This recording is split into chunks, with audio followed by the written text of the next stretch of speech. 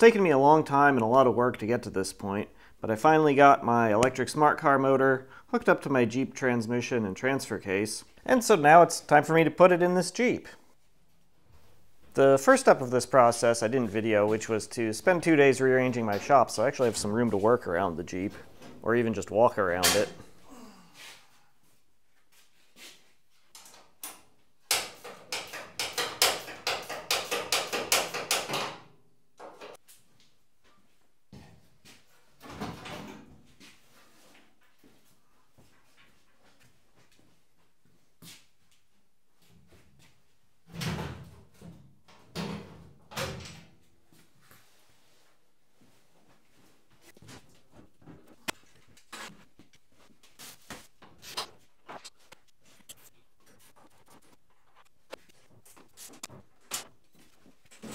If I measured right, I should be able to drop it down through the transmission tunnel.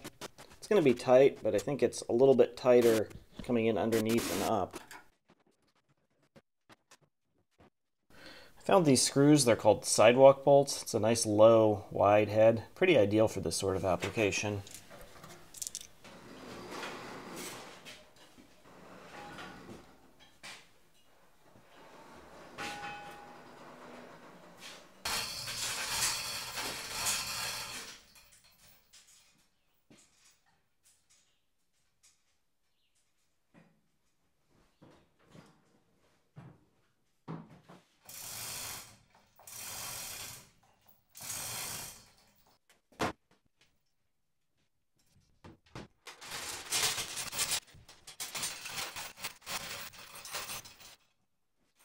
It's not pushing the motor back.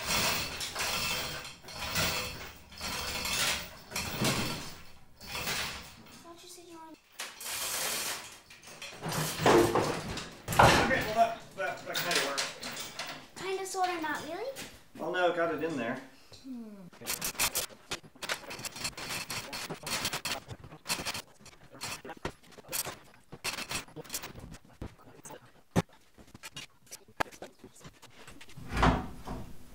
That goes there.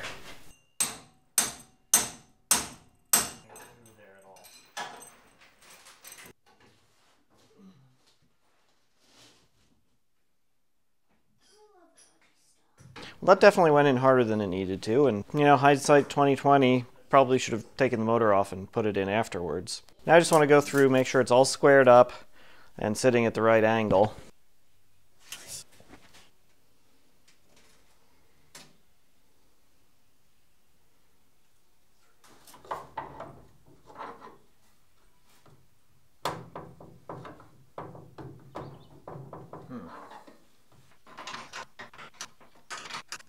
I ended up having to loosen all of the transmission mounts, kind of wedge the thing into place, and then go back and tighten all of the mounts again.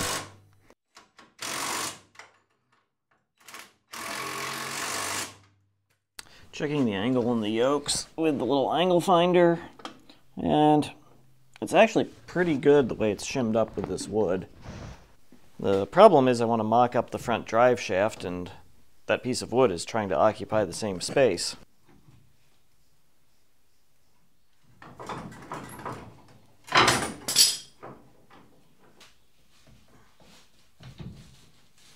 Figuring in compression on the bump stop, I've got about 4.5 inches of travel at the axle. If we go halfway back the drive shaft, looks like the highest the drive shaft would go here is about 3 inches below the frame rail. So if I use this piece of 2-inch tube from my old engine stand, I should be able to just mount it flush with the top of the frame and never worry about the drive shaft hitting it. The engine mount on here is sort of one of those things where I don't know exactly how it's all going to work together, so I'm just going to start making pieces and see how it comes together. This is kind of an irregular shape, so I'm going to start with a tape template.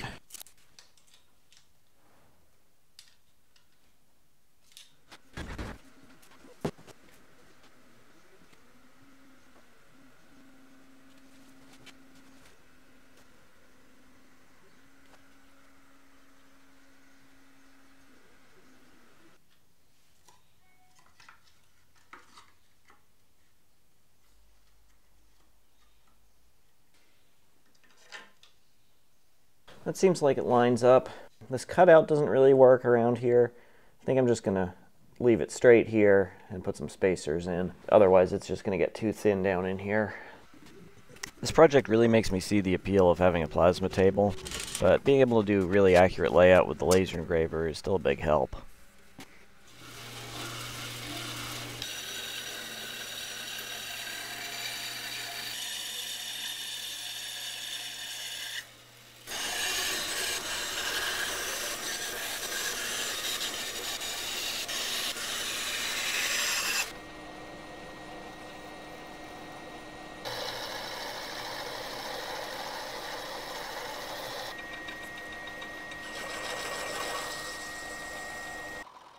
To clean up the edges, I screwed the mounting holes directly to some T-nuts. That got the edge squared up enough for what I need on this part.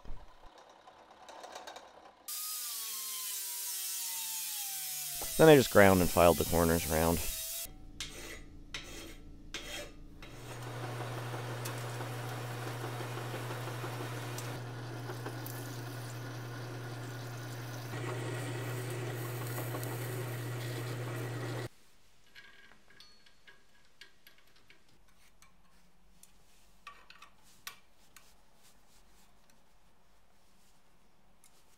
I cut down this tube for the cross member to be a snug fit for now.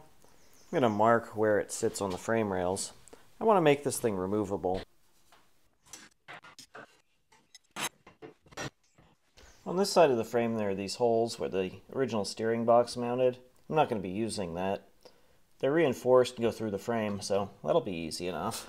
I've got a piece of 2" by 1/2" by 5" cold rolled steel.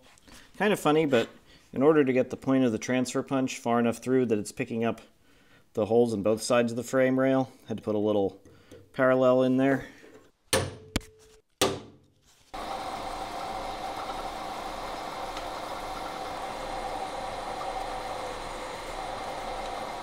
If you're wondering why I'm not using that fancy tapping head I just restored, it's because I don't have a 3/8 machine tap. But you better believe I just ordered one. I'm going to take a piece of 10/1000 shim stock and stick it down behind this. I'll do that on both sides, but that'll just give me a little bit more room to get the cross member in and out. I measured back from the front cross member to get this plate in the same position as the other side.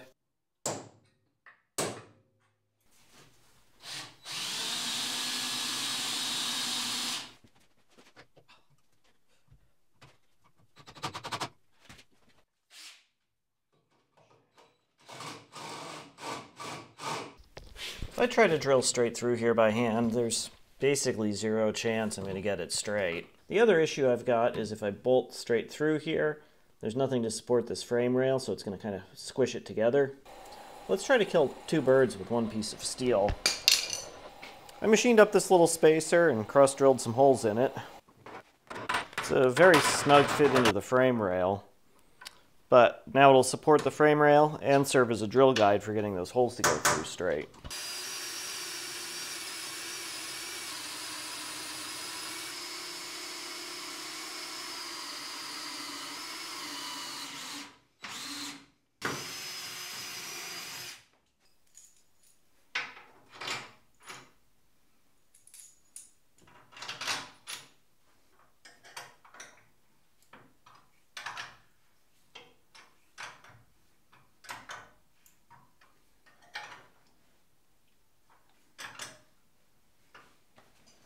Now I've just got to shorten up this cross member.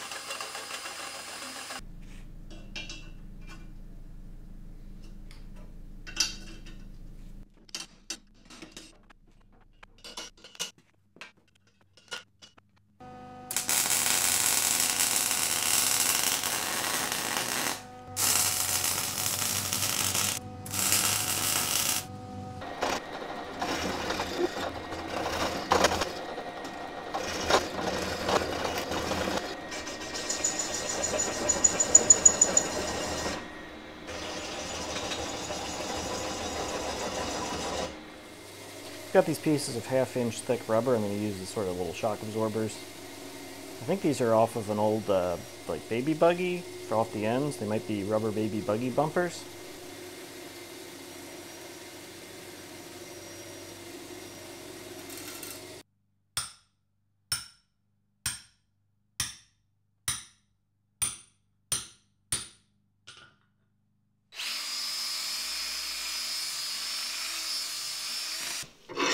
So those are 5/8 holes. I'm going to use 1/2 inch bolts. These are going to go in something like that. But obviously I don't want to have the rubber in there while I'm welding it. Got some 1/2 inch steel.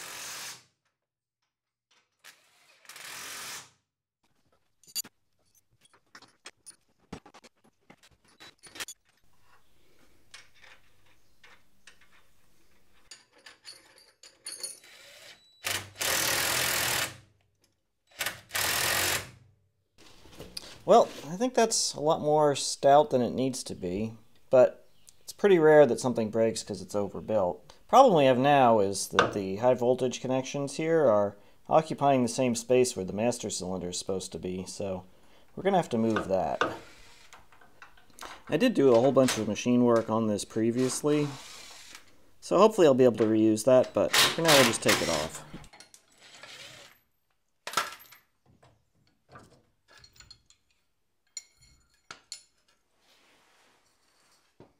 I think with some creative modifications I could do like a firewall style mount. I probably need to figure out where the steering column's going first, so we'll leave that for now. We can probably get the transmission cover bolted in.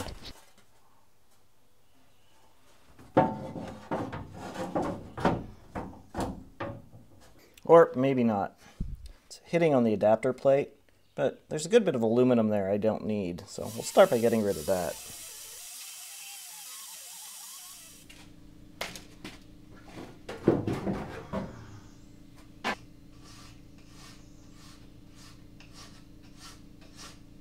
Got that ground down just about as far as I'd like to go.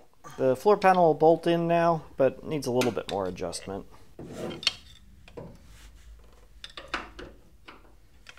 Before I button this up the final time, I think I'll take the opportunity to fill the transfer case and transmission with some gear oil. I'm using GL4, of course, not because I'm worried about using GL5 ruining the synchros, but I just don't really want to hear about it in the comments, so I'll use the GL4 anyway. The transmission and transfer case do have passages to share oil, but you still have to fill them separately. From the videos I've seen of people pulling these out of the woods, it seems like it's also tradition to have some water in the bottom of the transmission. It doesn't say anything in the service manual about that, so I think I'm going to forgo that.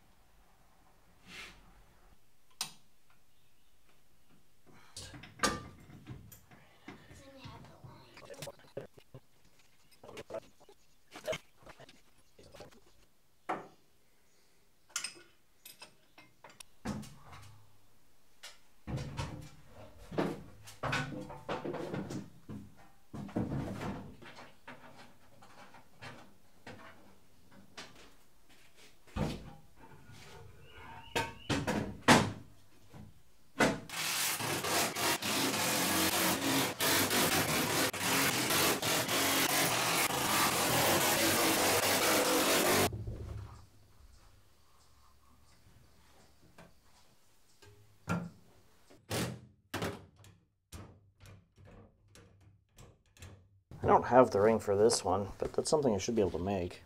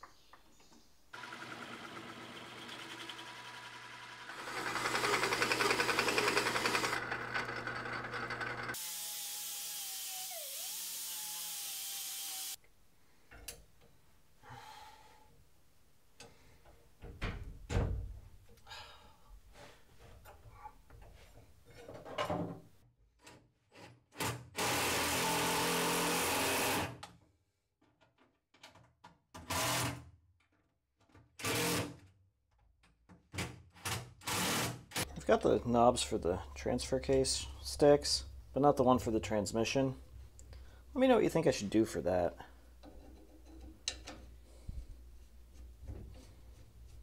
I got the rear drive shaft hooked up, which once again looks a lot like me laying under the Jeep. And since the handbrake is on the rear drive shaft, I could hook that up too. But it turns out my handbrake was a hand broke. I think I can fix this. Those overlapping tacks don't really give good penetration, but I'd rather have to weld it again than warp it and make it unusable. Being used to working on modern stuff, it's kind of wild to work on something like this that's actually made to be serviceable.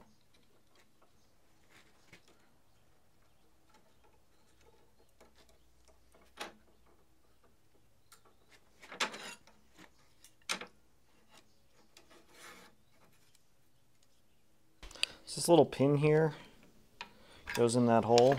There's actually a little hole there so you can drive it back out. I don't think they'd put one on there now. You just throw the whole thing away and get another one.